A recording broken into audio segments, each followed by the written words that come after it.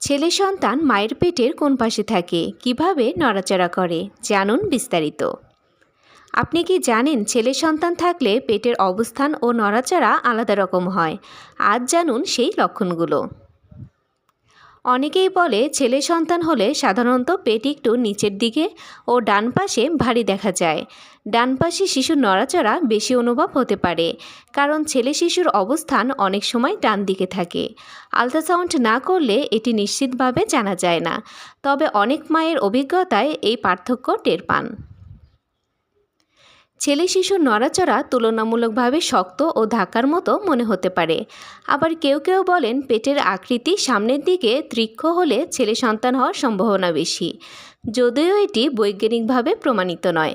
তবে মনে রাখতে হবে এগুলো শুধু প্রচলিত বিশ্বাস, নিশ্চিত জানতে হলে অবশ্যই আল্ট্রাসাউন্ড করতে হবে।